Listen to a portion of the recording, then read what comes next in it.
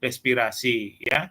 Gangguan kalau tumornya nanti akan ditangani oleh dokter ya. Tapi kita akan menangani masalah gangguan respirasi ya. Tanyakan riwayat dahulunya tidak ada penyertanya, suara pasien menghilang masih terdengar namun sangat kecil ya. Riwayat penyakit keluarga tidak ada, riwayat dahulu nggak ada. Nah, yang nggak ada lagi adalah riwayat sosial ya. Nanti kalau kalian menganamnesa itu harus lebih detail. Satu lagi adalah riwayat sosial. Kalau nggak ada di form ya ditambahkan ya, ditambahkan. Kemudian untuk memperkuat hasil informasi yang kemarin waktu pelajaran tatap muka dengan Bapak itu selain anamnesa harus dilakukan pemeriksaan ya. Pemeriksaan yang pertama adalah pemeriksaan umum terkait dengan kesadaran, tekanan darah, denyut nadi ya, pernapasan ya, SpO2 ya, kooperatif pasiennya, berat badan ya. Nah, ini semua harus diperiksa, ini status vitalnya ya.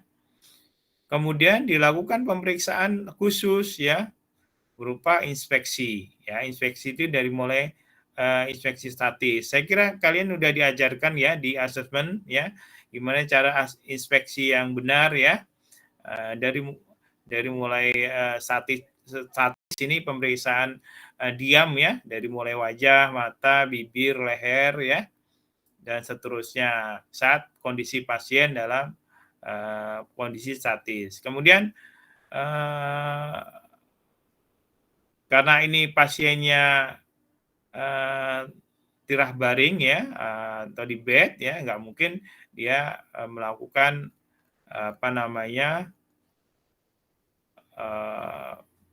pergerakan yang yang kayak jalan ya, kalau duduk gitu, saya kira ini belum dilakukan karena kondisinya harus tirah baring. Kemudian dinamisnya ya, dinamis itu kalau gerakan ya, dari mulai wajahnya ya, pola nafasnya ya, kemudian dinding toraknya itu diperiksa semua ya. Apakah pola nafasnya ada takipnia ya? Saya kira kalian udah paham apa takipnia kan?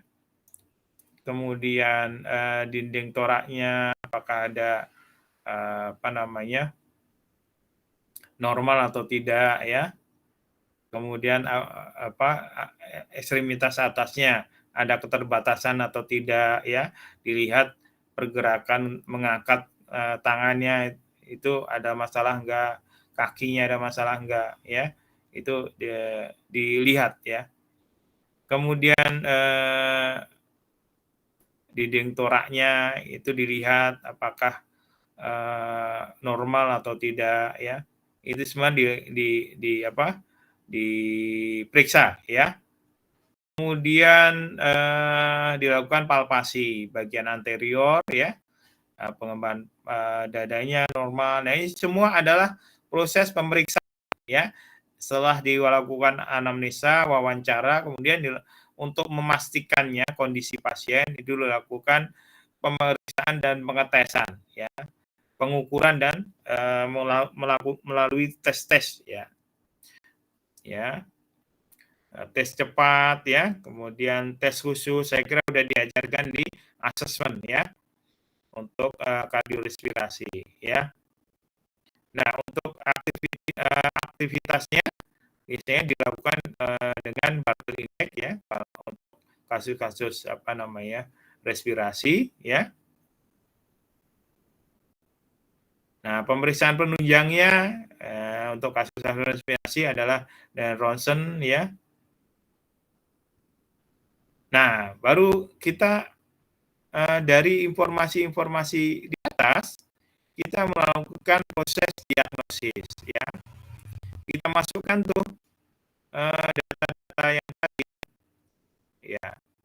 Ternyata kondisi diagnosanya adalah ini ICD ya, harusnya lengkap ya, ICD 10 ya, ICD 10. Karena di sini ICD ada ICD 9, ada ICD 10 lengkap ya. Efusi pleura, ektosa keganasan. Gangguan struktur dan fungsinya ya.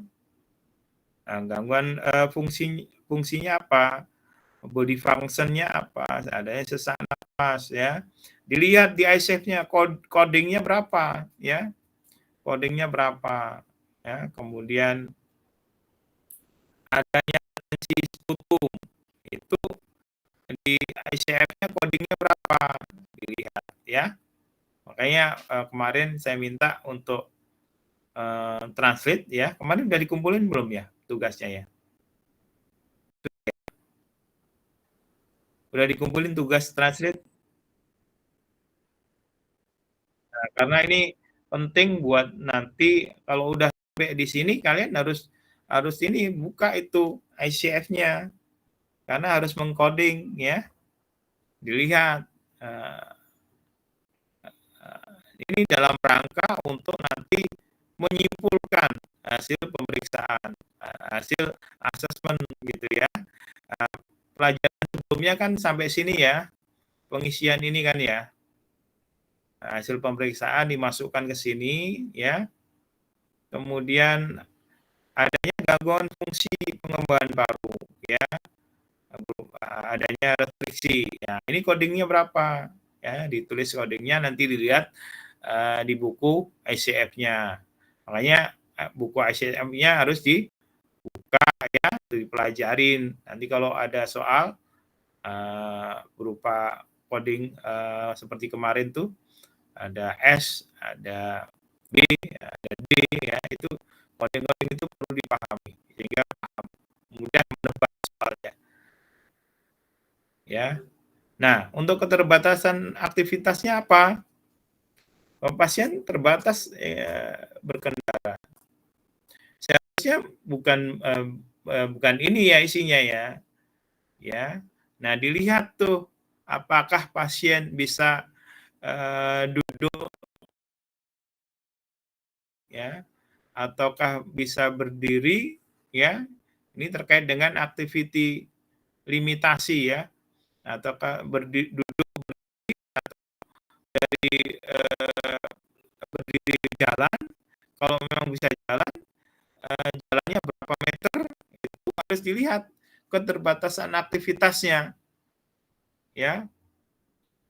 Nah, kalau ini mungkin masih bisa jalan lancar, tapi harusnya terukur di sini. Berapa meter? Nah, kalau mengendarai kendaraan kan nggak bisa diukur ya. Ya, di sini harusnya activity yang bisa diukur ya. Pasiennya bisa berjalan berapa jauh gitu ya. Itu yang harus dituliskan. Nah, partisipasi itu berhubungan dengan hubungan dengan orang lain ya. Biasanya bekerja, berolahraga gitu ya. Nah, itu yang harus dimasukkan di sini ya. Nah, ini bisa dilihat dari pemeriksaan maupun dari hasil anamnesa, hasil wawancara ya. Kalau ini pasti dilakukan pada tes dan pengukuran ya. Selain wawancara itu dipastikan dengan pengukuran. Misalnya ternyata bisa mengalami gangguan RMM. Nah, berarti kan ada keterbatasan gangguan dari oksigennya pada shoulder-nya ya. Fleksinya terhambat karena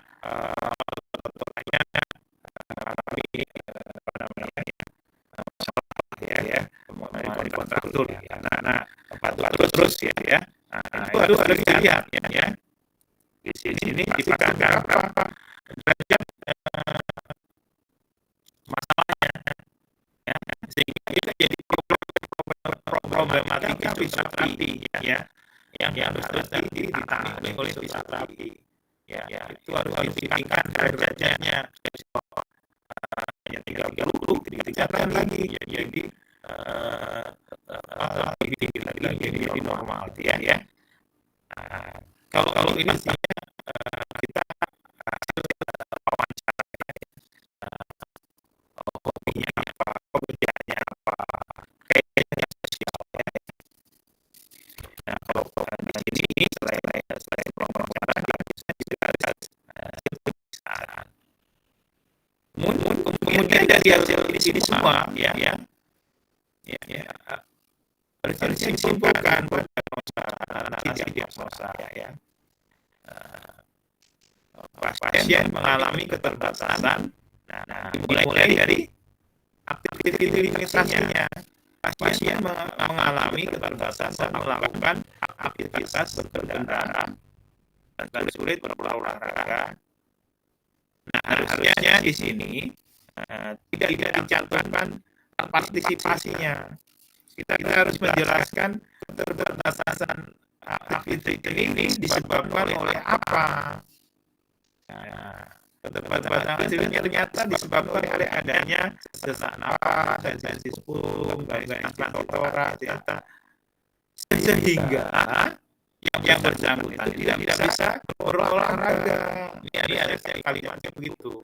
Jadi ini limitasi aktivitas yang disebabkan oleh body structure body function sehingga menyebabkan partisipasi aktiviti, ya. Kausanya adalah insiden, gitu, ya. Di sini harus ditulis, ya, nanti di narasinya, ya. Kalau nanti ada menuliskan diagnosa, kalian harus paham. Jadi kesimpulannya dari diagnosa ini dituliskan di sini, ya. Di sini mulai aktivitasnya, ya, kemudian body structure dan body function-nya, kemudian partisipasinya, ya, kausa, apa insidennya, ya. Nanti dalam proses penulisannya. Sampai sebenarnya inti pembelajaran kita, ya. Nah, besok itu adalah rencana intervensi, ya. Rencana intervensi itu didapat dari mana? Ya dari hasil diagnosa itu dikembangkan. Misalnya jangka pendeknya apa nanti? Itu nanti kita bahas. Baik, saya kembali lagi. Ini sekedar nanti memberikan apa namanya, informasi dulu biar kalian nanti tidak bingung, ya, asesmen seperti apa gitu loh. Ya, kalau di buku itu memang asesmen setelah diperiksa ini lalu disimpulkan dari hasil pemeriksaan ini seperti kalimatnya tadi, ya, yang kelihatan nggak, ya? Oke, saya coba keluar dulu. Gimana keluarnya? Ya.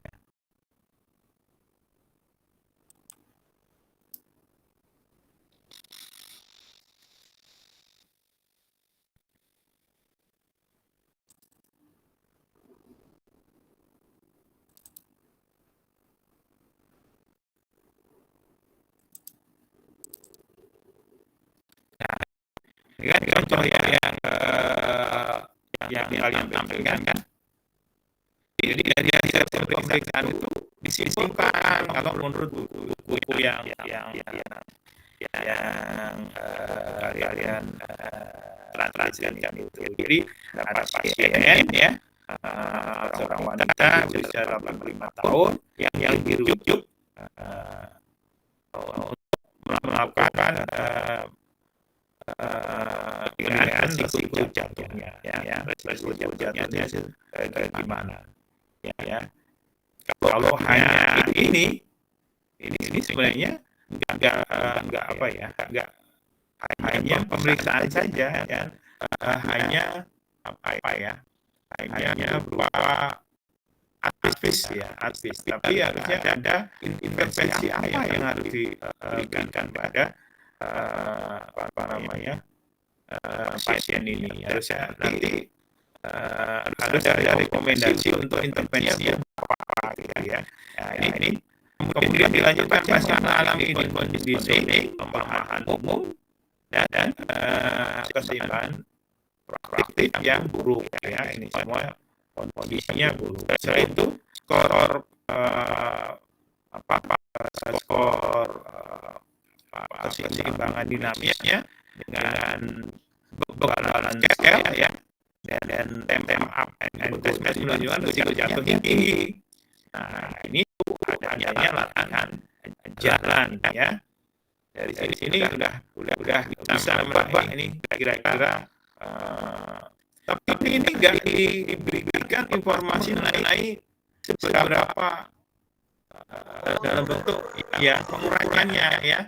Kalau yang tadi itu dilakukan pengukuran hasil tes skornya berapa nilainya, tapi sudah disimpulkan bahwa risiko jatuhnya tinggi.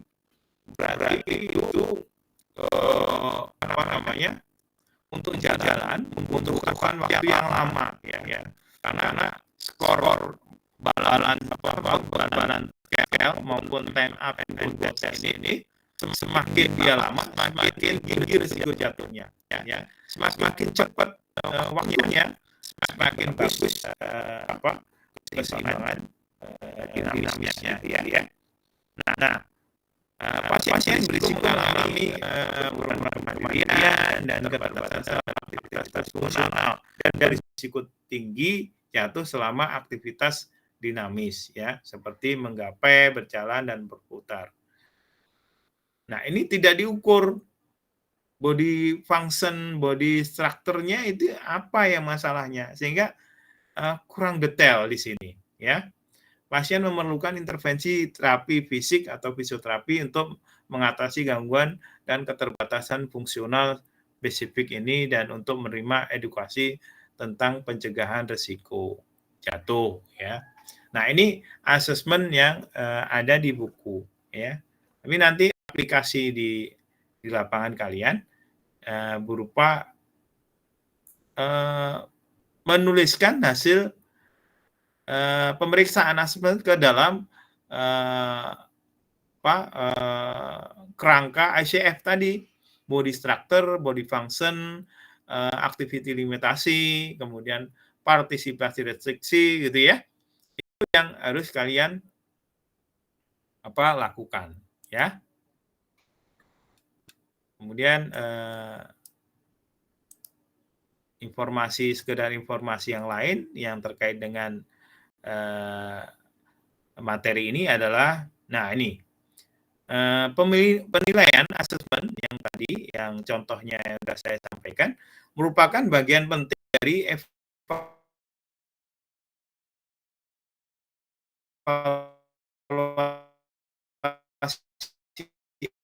awal. Jadi evaluasi berupa analisa akhirnya dimanfaatkan untuk mengambil keputusan mengenai masalah utama dan untuk mengusulkan tujuan dan rencana ya. Ini juga tadi sudah disampaikan ya, bagian penilaian memiliki 3 tujuan. Memberikan ringkasan evaluasi awal ya dan penilaian klinis fisioterapi tentang kasus tersebut, kemudian mengkonfirmasi, memperluas atau jika perlu mempertanyakan diagnosa rujukannya. Nah, memang diagnosa rujukan itu berasal dari dokter yang tadi diagnosa tadi ICD-10-nya itu tadi ada apa tadi ya yang terkait dengan keganasan tadi ya. Kalau memang problem fisioterapinya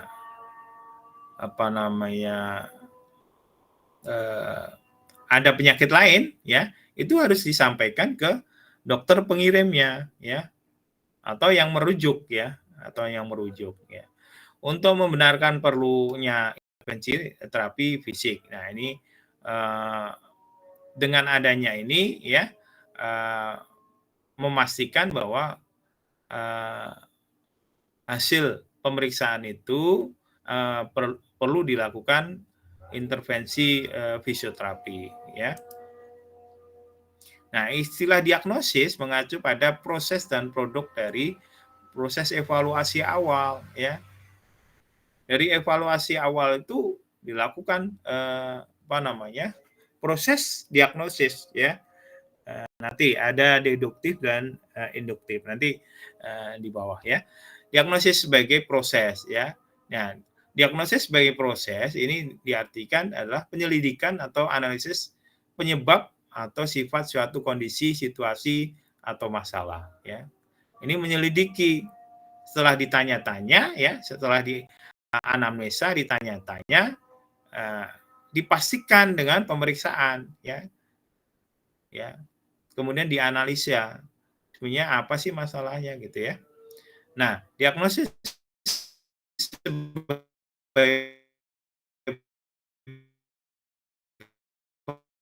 produk ini adalah menyatakan ya, dinyatakan hasil pemeriksaan tadi dinyatakan misalnya berupa hasilnya nyeri pinggang misalnya, atau tadi hasilnya berarti ada masalah gangguan pernafasan misalnya ya gitu ya, yang dapat dikenali yang mengidentifikasi sifat atau penyebab masalah. Ini sama dengan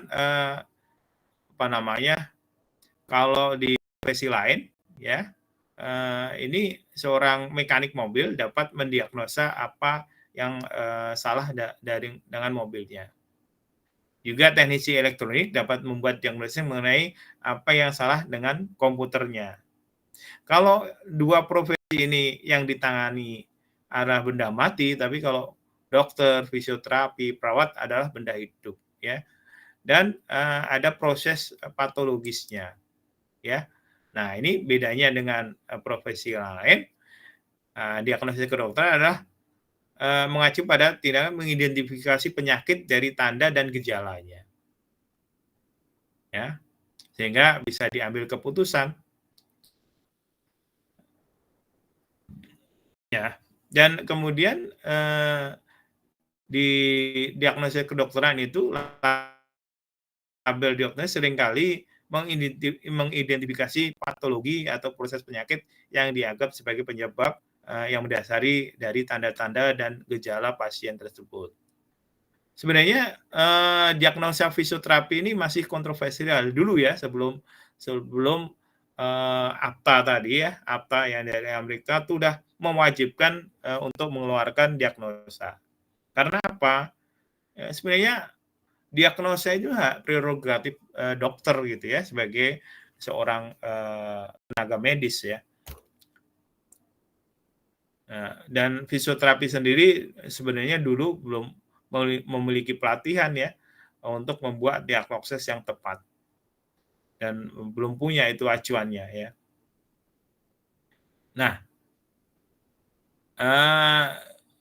sehingga kenapa kelemahan lain, fisioterapi ini tidak mempunyai kewenangan ya untuk meminta pemeriksaan lab misalnya gitu ya, atau pemeriksaan ronsen gitu ya. Ya biasanya untuk pemeriksaan itu dibalikan ke dokter yang merujuk gitu ya, atau dikirim ke dokter untuk meminta rujukan pemeriksaan ronsen gitu ya. Gitu ya. Karena dokter radiologi tidak mau menerima. Di Indonesia juga seperti itu. Dan kita minta ronsen gitu ya. Teman sejawatnya anggapnya fisioterapi. Tapi kalau seperti Pak Ari gitu ya, itu dianggapnya udah dokter itu, tapi sebenarnya fisioterapi. Tapi dokter-dokter menganggapnya dokter gitu ya. Nah, itu ternyata bisa gitu ya. Tapi sebenarnya kalau terus terang susah untuk diterima oleh dokter radiologi kalau benar-benar, karena izin prakteknya fisioterapi. Nah, ini perlu nanti dibahas lagi tersendiri mengenai kewenangan ini, ya. Nanti mungkin ada dosen lain yang bisa membahas ini, ya, kewenangan, karena dalam prakteknya, ya, ini ronsen ini memang kalau kita minta ronsen biasanya kita yang Bapak alami itu kita minta ke dokter pengirim untuk melakukan itu, ya.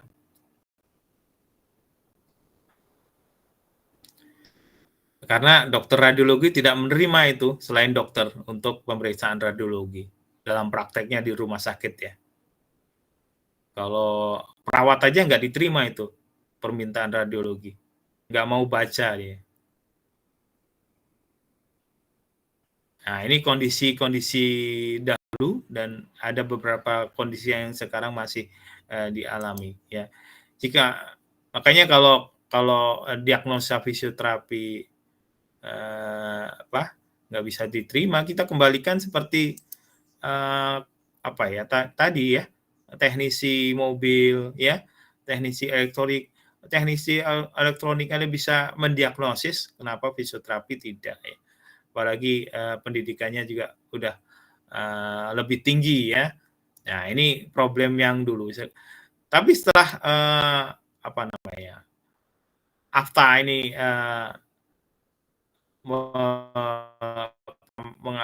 mengeluarkan aturannya bahwa fisioterapi wajib, ya, mengharuskan mendiagnosa pasien, ya, ini sudah dilakukan sejak tahun 2007, ya. Nah, proses diagnosis ini melibatkan pembuatan penilaian klinis, ya, ini berdasarkan informasi yang diperoleh dari riwayat penyakitnya, tanda-tanda gejala, pemeriksaan dan tes-tes, ya. Riwayat ini bisa ditanyakan lewat anamnesa, ya, tanda-tanda ini bisa dilakukan anamnesa juga pemeriksaan, ya. Nah, itu dari hasil asesmen yang telah dilakukan, ya. Makanya diagnosa atau klasifikasi yang dibuat oleh fisioterapi ini harus ada ranah khusus, ya. Makanya penggunaan klasifikasi itu penting karena ini adalah bukti bahwa fisioterapi kaitannya dengan mencantumkan tindakan apa yang dilakukan, ya. Sesuai dengan peraturan rekam medis juga bahwa nakes yang menangani pasien langsung itu wajib mencantumkan tindakan apa yang dilakukan pada rekam medis. Kemarin kita udah bahas ranah legalnya, ya, saya kira itu, ya.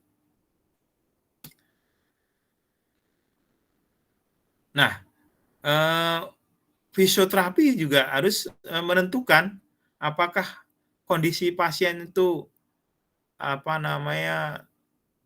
bisa dilakukan intervensi fisioterapi atau tidak.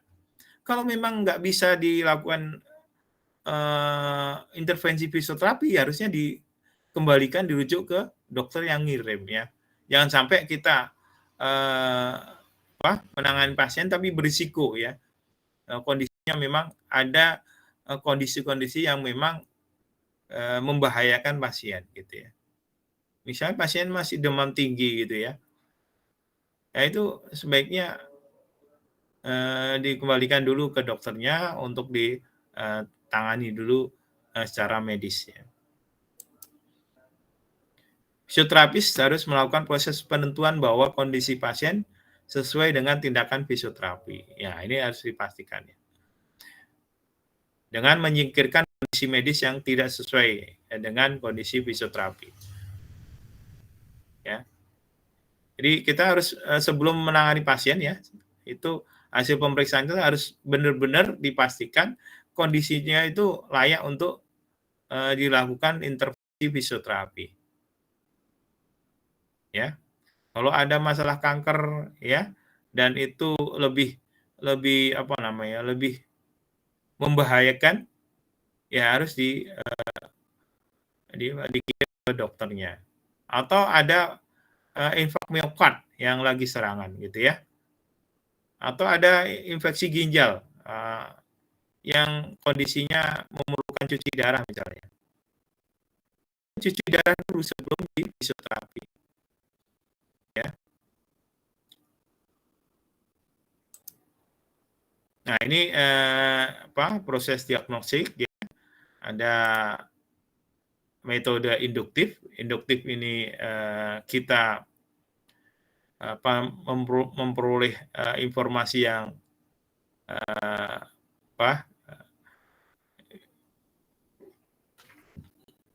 yang umum ya, yang informasi dari pasien yang misalnya nyeri, kita harus kembangkan itu. Apakah nyeri itu penyebabnya lebih luas lagi dari prinsip-prinsip yang informasi yang kecil bisa kita perluas ya menjadi informasi lebih luas lagi. Kemudian deduktif ya. Dari yang banyak informasi, kemudian kita harus menyimpulkan informasi tersebut ya. Ibaratnya ini ya,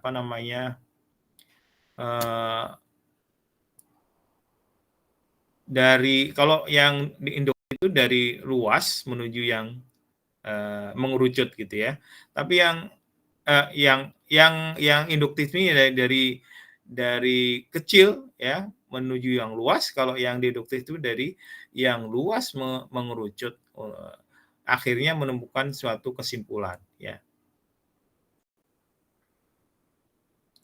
Gitu ya. Ini proses diagnosis itu seperti itu.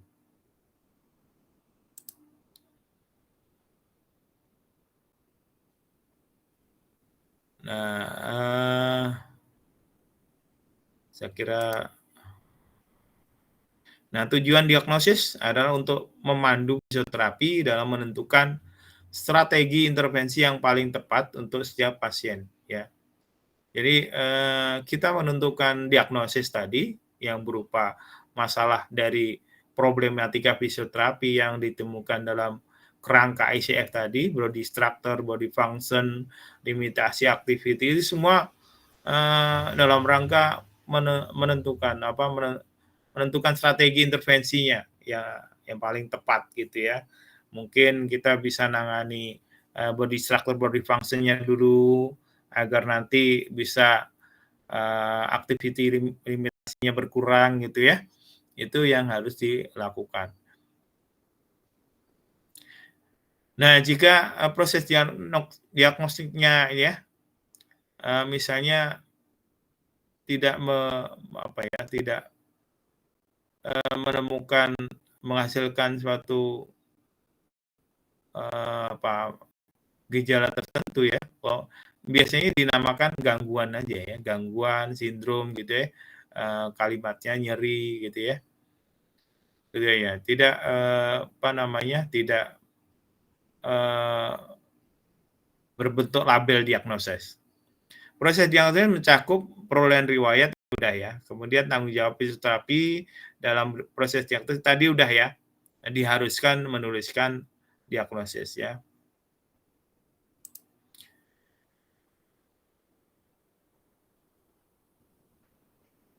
Nah, seiring berlanjutnya proses diagnosis, fisioterapi dapat mengidentifikasi temuan yang harus dibagikan ke profesional kesehatan lain ya.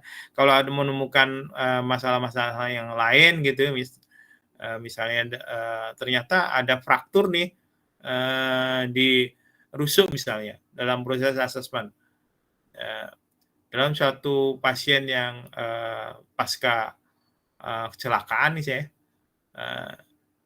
masalahnya di tulang belakang. Ternyata setelah diperiksa fisioterapi ditemukan ada fraktur juga di tulang iganya. Nah, ini harus diinformasikan ke dokter pengirimnya.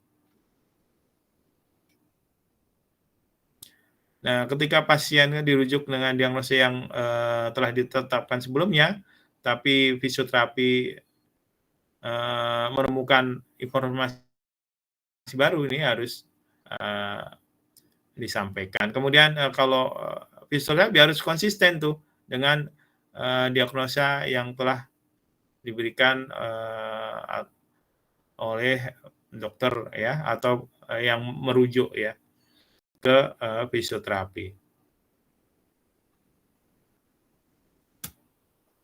Nah, ini kalau fisioterapi dalam proses diagnosis mengungkapkan temuan yang berada di luar cakupan pengetahuannya, ya sebaiknya dirujuk ke fisioterapi yang lebih ahli ya. Jangan ditangani sendiri, nanti malpraktek ya.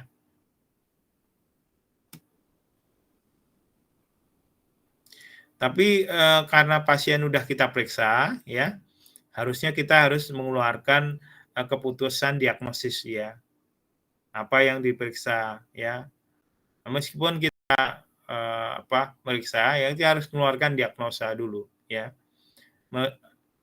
Kalau sebelum kita menyatakan Bapak, Ibu, ini saya rujuk ke sejawat yang lebih mampu mengatasi masalah Ibu gitu ya. Tapi diagnosa harus kita tegakkan dulu gitu untuk merujuk untuk dituliskan di permintaan rujukan ke profesi yang lain.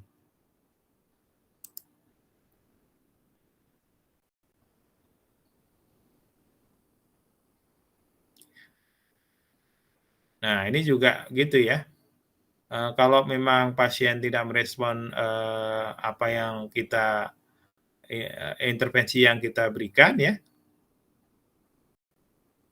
ya mungkin perlu evaluasi dan perlu modifikasi intervensi yang lain. Makanya evidence base itu penting ya dalam penanganan pasien ya. Kemarin udah belajar evidence base? Udah sampai mana ya? Halo? Udah ngantuk ya? Halo? Ya, Bapak. Ya. Iya, Pak. Evidence base-nya udah sampai mana?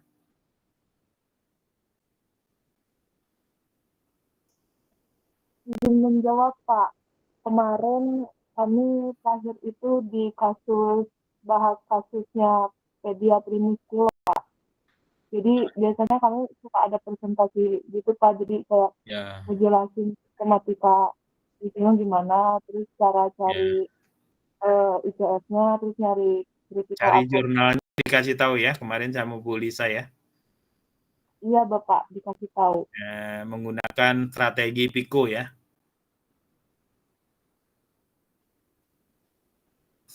Strategi pencarian literaturnya menggunakan apa? PICOS? Apa-apa? Oh, iya, Pak. Ada yang pakai PICOS juga. Nah, itu nanti dalam merencanakan jangka pendek, jangka panjang untuk merencanakan intervensinya, kalian menggunakan evidence base ya.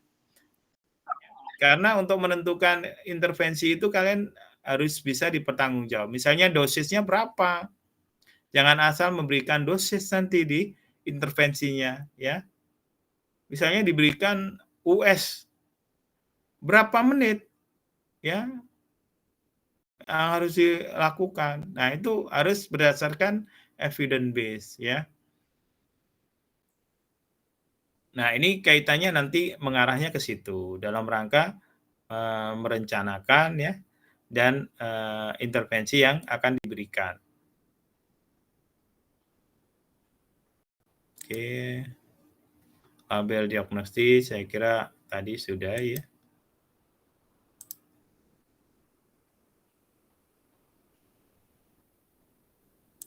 Ya.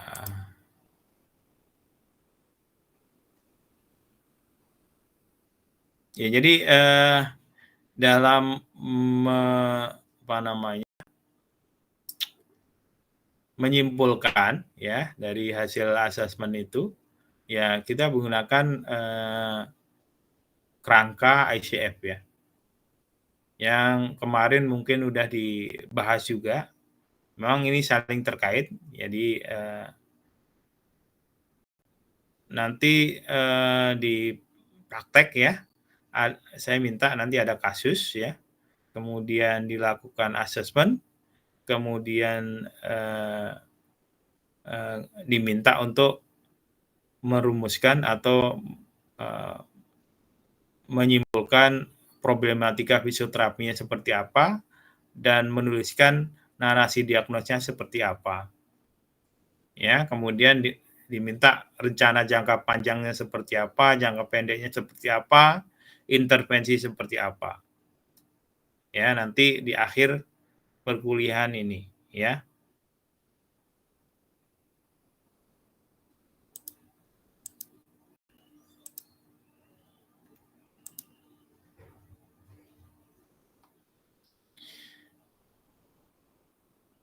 Oke, saya kira itu ya.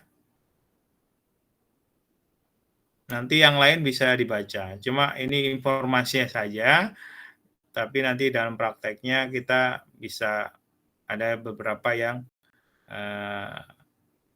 karena template-nya berbeda ya, template penulisannya. Ini prinsipnya sama ya. Oke, ada pertanyaan dari apa yang Bapak sampaikan?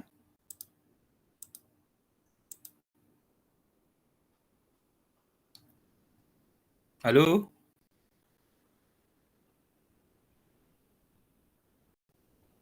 Halo?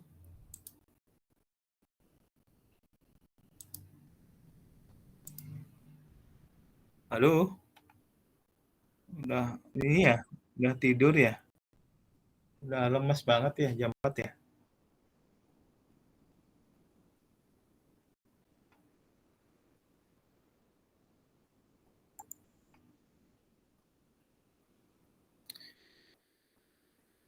Halo? Ya. Ada pertanyaan sebelum kita tutup? Jangan sampai nanti nggak bisa ngisi ya. Ya.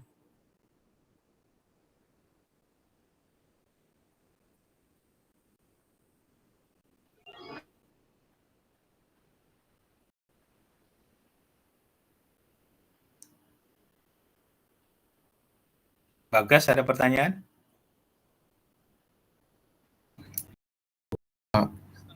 Cukup ya. Kania, Nadia, Aura, nggak ada pertanyaan? Cukup, Bapak. Cukup. Ya. Okay. Cukup, Pak. Baik. Ya. Saya tunggu nanti ya ICF-nya ya. Biar nanti saya lihat takutnya translate-nya ada yang kurang pas gitu ya. Oke, saya kira itu yang bisa saya sampaikan. Kita ketemu lagi di hari Jumat mendatang ya. Bisa saya akhiri? Kalau nggak ada pertanyaan.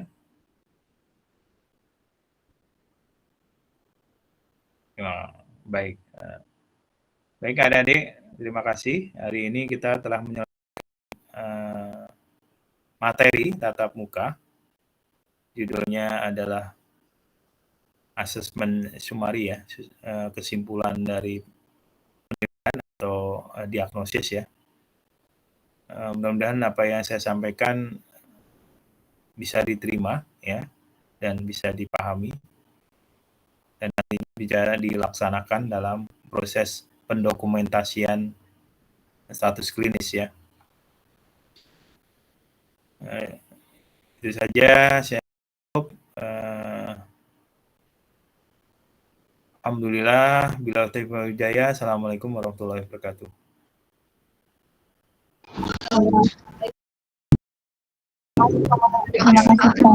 Terima kasih, Bapak. Ya.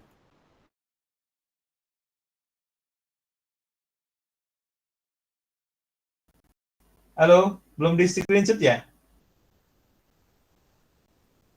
Halo, di screenshot dulu dong.